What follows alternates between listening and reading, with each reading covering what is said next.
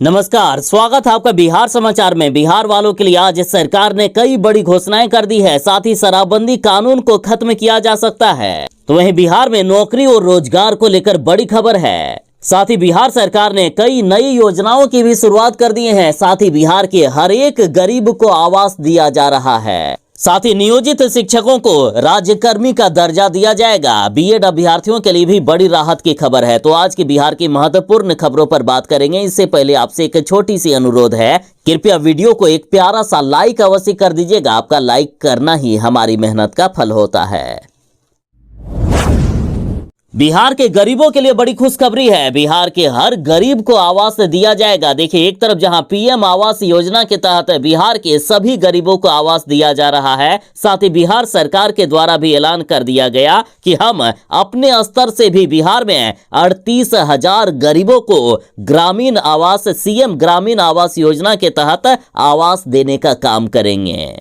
देखिए, पहले बिहार सरकार 7,939 लोगों को ही मुख्यमंत्री ग्रामीण आवास योजना के तहत आवास देने वाले थे, लेकिन अब इसकी संख्या बढ़ाकर 38,000 तक कर दिए हैं। साथ ही मुख्यमंत्री जी ने कहा कि यदि और भी संख्या बढ़ाने की जरूरत पड़ेगी तो हम बढ़ाएंगे, लेकिन बिहार के हर एक गरीब को जो गरीबी रेखा से नीचे आते हैं उनको आवास देने का हम काम करेंगे। साथ ही इधर पीएम आवास योजना को लेकर भी बड़ी खबर है। कहा जा रहा है कि अब गरीब परिवारों को घर के लिए नहीं करना होगा इंतजार। प्रधानमंत्री आवास योजना के तहत बिहार वालों के लिए सरकार ने 3,53,25,93,000 रुपए स्वीकृत कर दिए हैं। एक तरफ जहां नए लाभुकों को भी आवास मिलेगा, साथ ही 1 जनवरी 1996 से पहले जिनको आवास मिला हुआ है और उनका घर यदि अब रहने लायक कंडीशन में नहीं है, तो उन जीर्ण शीर्ण आवासों में रह रहे गरीब परिवारों को भी आवास बनाने के लिए फिर से आवास योजना के तहत उन्हें आवास मिलेगा। और वैसे भी अभी चुनाव का समय आ रहा है, गरीबों के लिए एक सुनहरा मौका है। आप जरूर आवेदन कीजिएगा, आपको आवास मिल सकता है। सन ऑफ बिहार मनीष कश्यप आज जेल से रिहा होने वाले हैं। मनीष कश्यप को जमानत मिल गई है। कोर्ट ने मनीष कश्यप को सभी मामलों में रिहाई दे दी है। हालांकि जमानत के कागजात में थोड़ी सी गलती हो गई थी, इसलिए मनीष कश्यप अब तक जेल से बाहर नहीं आ पाए। लेकिन बड़ी खबर है कि आज जो जमानत के कागजात में त्रुटि हो गई थी उसे सुधार करने के बाद यदि जमा कर दिया जाएगा तो आज ही मनीष कश्यप को जेल से रिहाई मिल सकती है। तो मनीष कश्यप के समर्थक, बड़ी खबर है, मनीष कश्यप आज जेल से बाहर हो सकते हैं। मनीष कश्यप जी फिर से आपके सामने होंगे। फिर से मनीष कश्यप बिहार में हो रही आपराधिक घटनाओं का पर्दाफाश करेंगे। सरकार की गलत नीतियों का पर्दाफाश करने फिर से मनीष कश्यप आ रहे हैं। और वैसे भी मनीष कश्यप ने कसम खा ली है। मनीष कश्यप का कहना है कि यदि मैं जेल से बाहर आ गया तो तेजस्वी यादव जी आप जान लीजिए कि आपको किसी भी कीमत पर मैं मुख्यमंत्री नहीं बनने दूंगा। आपके और आपके बाबूजी ने बिहार वालों के साथ क्या क्या किया है, क्या क्या धांधलियां आप लोगों ने की है, वो सारे जनता के बीच लेकर आऊंगा। बिहार के सभी नियोजित शिक्षकों के लिए बड़ी खबर है। नियोजित शिक्षकों को राज्यकर्मी का दर्जा मिलेगा। के पाठक जी ने बड़ी घोषणा कर दी है कि नियोजित शिक्षकों को बस कुछ ही दिनों में राज्यकर्मी बना दिया जाएगा। साथ ही बीएड अभ्यर्थियों से के पाठक ने वादा किया है कि आपको भी घबराने की जरूरत नहीं है। कक्षा पहली से लेकर 5वीं कक्षा में भले ही पटना हाईकोर्ट के द्वारा आपको अमान्य कर दिया गया है, लेकिन हम आपके साथ हैं। हम सुप्रीम कोर्ट में अपील करेंगे। देखिए, राज्य के सभी नियोजित शिक्षकों से शिक्षा विभाग के अपर मुख्य सचिव के पाठक ने कहा है कि आप लोग कुछ ही दिनों में राज्यकर्मी हो जाएंगे। सरकार ने तो घोषणा कर ही दी है और अब इसकी प्रक्रिया भी चल रही है। बस कुछ ही दिनों में बिहार के सभी नियोजित शिक्षकों को राज्यकर्मी बना दिया जाएगा, यानी उन्हें सरकारी शिक्षक बना दिया जाएगा। साथ ही बिहार के वैसे नियोजित शिक्षक जिन्होंने बीएड किए हुए हैं और कक्षा पहली से लेकर 5वीं में पढ़ा रहे हैं, और भले ही पटना हाईकोर्ट का ऑर्डर आ गया है कि बीएड वाले कक्षा पहली से लेकर 5वीं में नहीं पढ़ा सकते हैं, उन्हें नौकरी से हाथ धोना पड़ेगा। तो इस पर के पाठक ने कहा कि आपको चिंता करने की जरूरत नहीं है, हम सुप्रीम कोर्ट में अपील करेंगे। किसी को भी नहीं बाहर किया जा रहा है। बिहार के शिक्षकों के लिए बड़ी खबर है। बिहार के वैसे शिक्षक जिन्होंने दूसरे चरण की शिक्षक बहाली में एग्जाम दिया था, उनका रिजल्ट आ चुका है। सबसे पहले प्रधानाध्यापक का रिजल्ट जारी कर दिया गया है, बाकी का भी रिजल्ट बस कुछ ही दिनों में जारी किया जाएगा। और अपने इस रिजल्ट को आप बीपीएससी की ऑफिशियल वेबसाइट पर आकर देख सकते हैं। हेडमास्टर का रिजल्ट 22 दिसंबर से ही जारी किया जा रहा है। आप जैसे ही रिजल्ट को डाउनलोड करेंगे, कुछ इस तरह का पेज खुल जाएगा, जिसमें से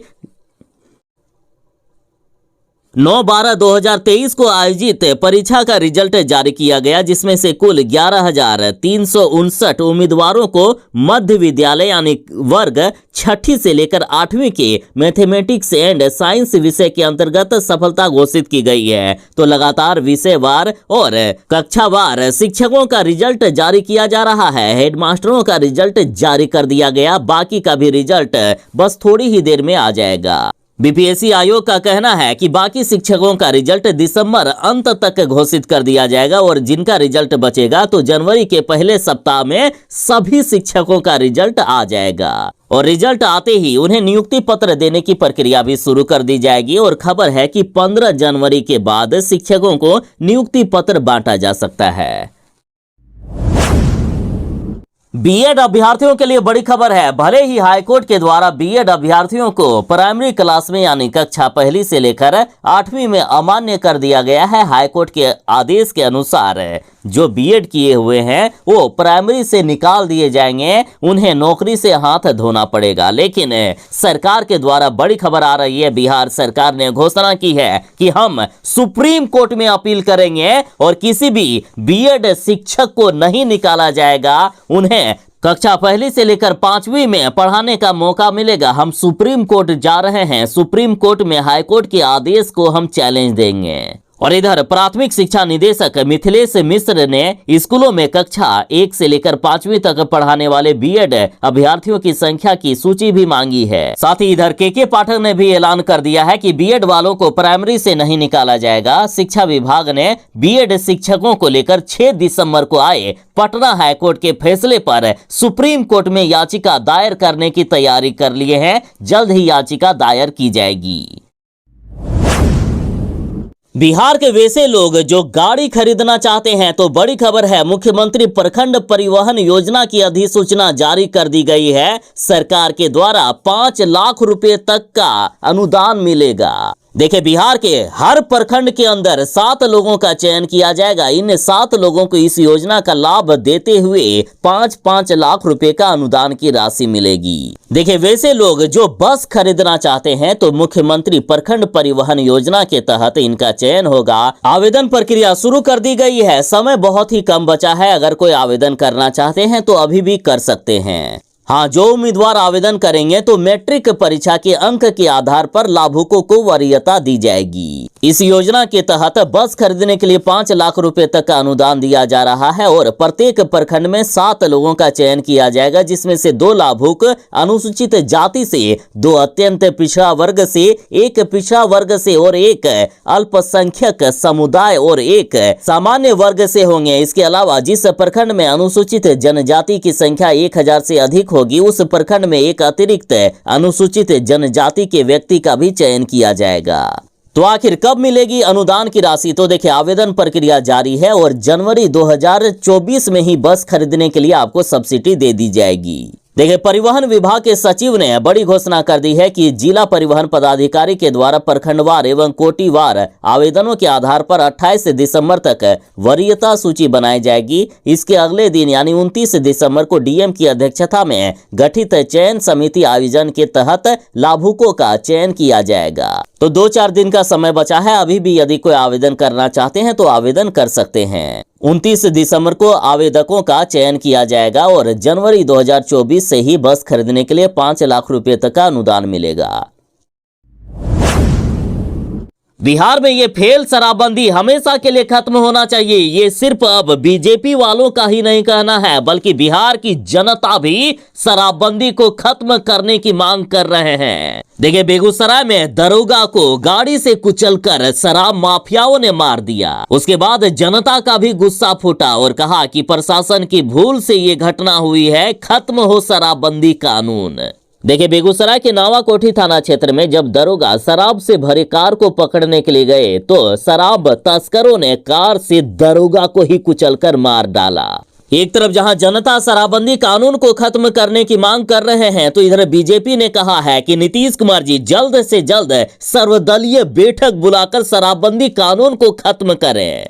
देखिए, नीतीश कुमार जी बराबर कहते हैं कि बिहार में हमने शराबबंदी कानून सभी दलों के समर्थन से लागू किया है और यदि सभी दल चाहेंगे कि सर्वदलीय बैठक बुलाया जाए तो हम बुला सकते हैं। तो बीजेपी ने कहा कि नीतीश कुमार जी बुलाइए ना सर्वदलीय बैठक, हम सभी यही कहेंगे कि शराबबंदी कानून को आप खत्म करें। बीजेपी ने कहा कि नीतीश कुमार जी आप अपनी जिद को छोड़ें और सर्वदलीय बैठक बुलाकर शराबबंदी कानून को वापस लें। साथ ही नीतीश कुमार जी शराबबंदी का घर घर जाकर सर्वे करने वाले हैं। तो इधर जनता ने भी मन बना लिया है कि जब सरकार के लोग आएंगे शराबबंदी कानून पर बात करने के लिए तो हम यही कहेंगे कि ये शराबबंदी कानून खत्म होना चाहिए।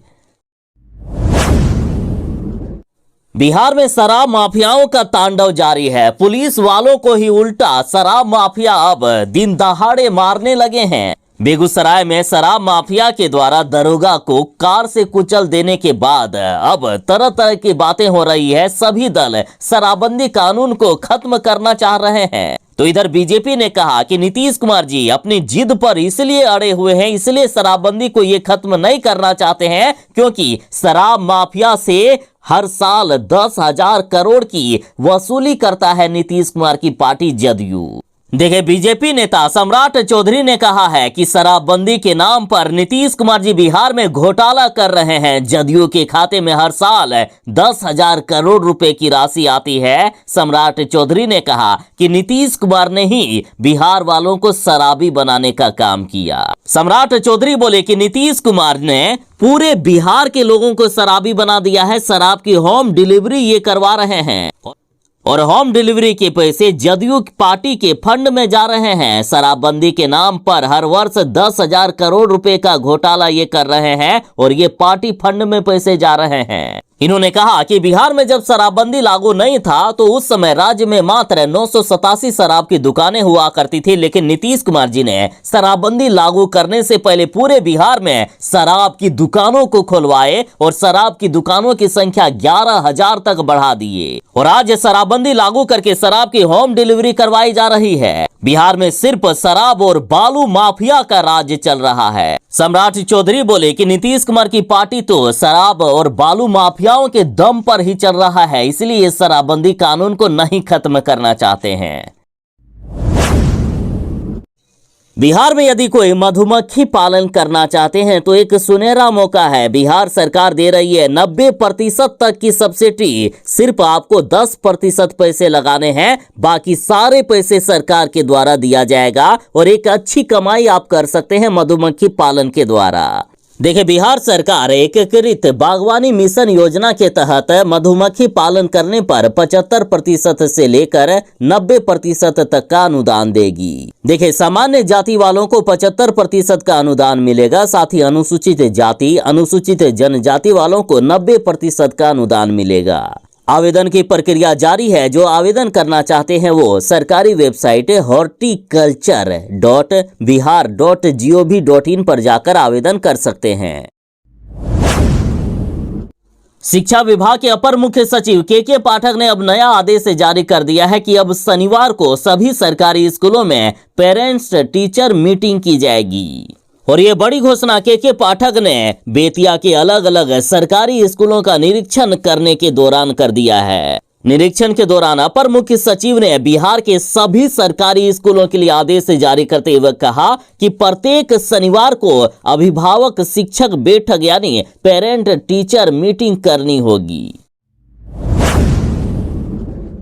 बिहार वालों के लिए बड़ी खबर है। बिहार में फिर से कोरोना के मामले बढ़ने लगे हैं। बिहार में 2 मरीजों की पहचान हो गई है। पहला मरीज केरल की यात्रा करके लौटा और दूसरा असम की यात्रा करके लौटा है। बिहार के सभी अस्पतालों में अलर्ट बढ़ा दिया गया है। साथ ही मुख्यमंत्री नीतीश कुमार जी और तेजस्वी यादव भी काफी चिंतित हैं। बिहार में लगातार कोरोना के मामले बढ़ते जा रहे हैं। तेजस्वी यादव और नीतीश कुमार जी ने बैठक करके स्वास्थ्य विभाग को भी कई आदेश दिए। मुख्यमंत्री नीतीश कुमार जी ने स्वास्थ्य विभाग के अधिकारियों को हालात पर नजर बनाए रखने के निर्देश दिए हैं और कहा कि कोरोना को लेकर किसी भी तरह की लापरवाही नहीं होनी चाहिए।